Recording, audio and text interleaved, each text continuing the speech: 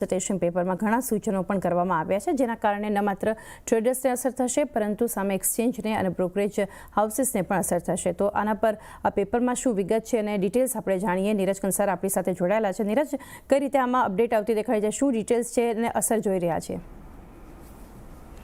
જી, ખાસ વાત આપણે અહીંયાથી પહેલાં એ જાણી લઈએ કે આ કન્સલ્ટેશન પેપરની થોડીક વિગતો આપણે થોડા દિવસ પહેલાં પણ ચર્ચા કરી હતી, જ્યારે મની કંટ્રોલ દ્વારા એક એક્સક્લુઝિવ સ્ટોરી કરવામાં આવી હતી અને ત્યારે પણ આપણે આના પર ચર્ચા કરી હતી। પરંતુ હવે આ પ્રસ્તાવ જે છે એ સામે આવતા દેખાયા છે, જેમાંથી સૌથી પહેલો પ્રસ્તાવ છે સ્ટ્રાઇક પ્રાઇસને લઈને કરવામાં આવ્યો છે। હવે ખાસ કરીને જો 4%ના રેન્જ પર એક સમાન ગેપ પર સ્ટ્રાઇક પ્રાઇસ રાખવાની વાત કરવામાં આવી છે અને 4%ના રેન્જ બાદ અહીંયાથી ગેપ વધારવામાં આવે એવું એક સૂચન આપવામાં આવ્યું છે અને કોઈ પણ સમયે એક પ્રોડક્ટની અંદર 50થી વધારે સ્ટ્રાઇક પ્રાઇસ ન હોવી જોઈએ એવો એક પ્રસ્તાવ રાખવામાં આવ્યો છે। જો કે અત્યારે તમે જોવા જશો તો નિફ્ટીની અંદર 70 અને બેંક નિફ્ટીમાં 90 જેટલી સ્ટ્રાઇક પ્રાઇસ અત્યારે આપણને એક્ટિવ દેખાય છે, એટલે સ્ટ્રાઇક પ્રાઇસ ઘટાડીને થોડો જે ટ્રેડ છે એને કપ કરવાનો પ્રયત્ન અહીંયાથી થઈ રહ્યો છે।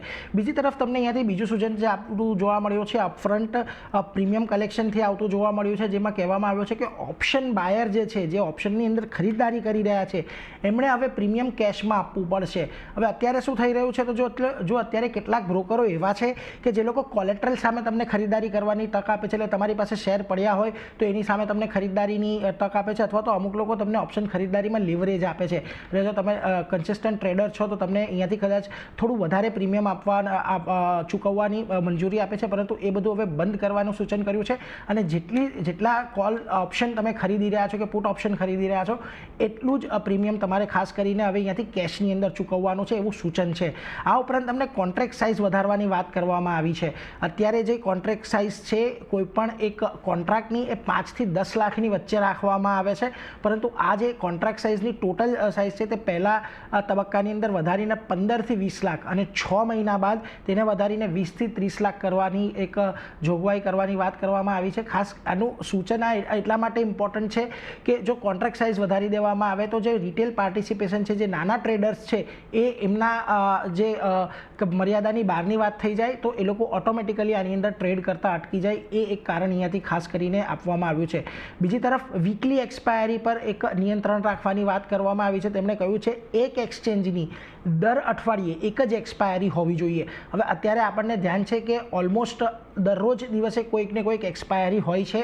અત્યારે જે 5 ટ્રેડિંગ સેશન ચાલે છે એમાંથી 4 ટ્રેડિંગ સેશનમાં નિફ્ટીની અને 1 ટ્રેડિંગ સેશનમાં સેન્સેક્સની, NSEની અને BSEની એવી રીતે એક્સપાયરી વેચાયેલી છે, એટલે એને માત્ર એક દિવસની કરવામાં આવે અને એક્સપાયરીના દિવસે ઘણી બધી ઉતાર ચઢાવ જોવા મળતા હોય છે, એટલા માટે કરીને ખાસ આ સૂચન અહીંયાથી આપવામાં આવ્યું છે।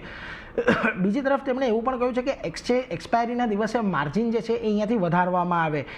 જે એક્સપાયરીના એક દિવસ પહેલાં જે એક્સ્ટ્રીમ લોસ માર્જિન છે એ 3% કરવામાં આવે અને એક્સપાયરીના દિવસે આ એક્સ્ટ્રીમ લોસ માર્જિન 5% કરવામાં આવે। એટલે જો માર્જિન અહીંયાથી વધારી દેવામાં આવ્યો છે તો પણ ઘણો બધો અંકુશ અહીંયા ટ્રેડ પર આપણને કદાચ આવતો જોવા મળી શકે, એટલે આ પણ એક સૂચન એમના દ્વારા કરવામાં આવ્યું છે। આ ઉપરાંત કેલેન્ડર સ્પ્રેડમાં માર્જિન લાભ પર અંકુશ મૂકવાની વાત કરવામાં આવી છે, કારણ કે હવે એક્સપાયરીના દિવસે કેલેન્ડર સ્પ્રેડમાં માર્જિન લાભ તમને અહીંયાથી કદાચ નહીં મળે આવનારા સમયમાં। હજી આ પ્રસ્તાવ છે, આ પ્રસ્તાવ લાગુ કરવામાં આવે છે કે નહીં એના પર એક બહુ મોટો એ આપણે જોઈશું, પરંતુ કેલેન્ડર સ્પ્રેડમાં રિસ્ક વધારે હોય છે અને અલગ અલગ એક્સપાયરીના ઓપ્શનની ચાલ અલગ અલગ હોય છે, એટલે કેલેન્ડર સ્પ્રેડમાં એક લેગ દૂસરી એક્સપાયરી જે બીજી એક્સપાયરી હોય છે એના નથી હોતો। હવે આ કેલેન્ડર સ્પ્રેડ હોય છે શું, તો જો આજના દિવસે અગર કોઈ એક્સપાયરી છે તો જે ટ્રેડર છે આજનો તો એક ઓપ્શન ખરીદે કે બાય કરે છે, પરંતુ જે આવનારી એક્સપાયરી છે કે એના પછીની કોઈ એક્સપાયરી છે એની અંદર પણ પોઝિશન બનાવતો હોય છે, એટલે આ પોઝિશનો ન બને અને ખાસ કરીને આનું જે માર્જિન વધારી દેવામાં આવે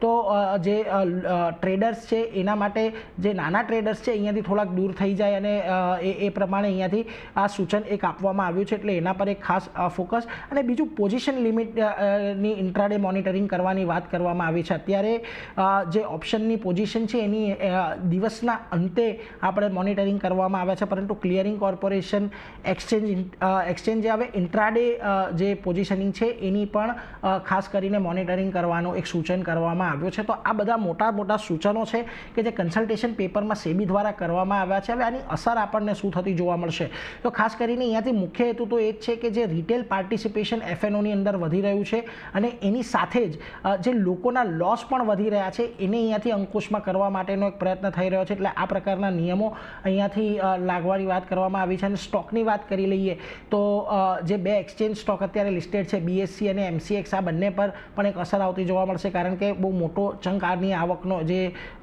ઓપ્શન ટ્રેડિંગ છે એનાથી આવતો હોય છે. અને બીજી તરફ તમને જે બ્રોકરેજ ફર્મ છે, Angel One, Motilal Oswal, IIFL securities, આ બધા પર પણ તમને એક અસર આવતી દેખાઈ શકે છે આજના દિવસમાં. જો અને જ્યારે પણ આ લાગુ થશે ત્યારે પણ કન્સલ્ટેશન પેપર જ્યારે પણ લાગુ કરવામાં આવશે ત્યારની વાત અલગ છે, પરંતુ આજે થોડીક સેન્ટિમેન્ટલ ઇમ્પેક્ટ આ બધા સ્ટોક્સ પર આવી શકે છે, એટલે એના પર એક ધ્યાન રાખજો.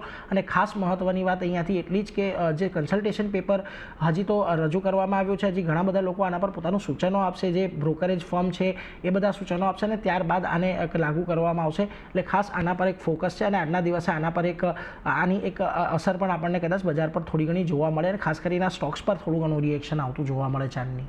જી, નીરજ,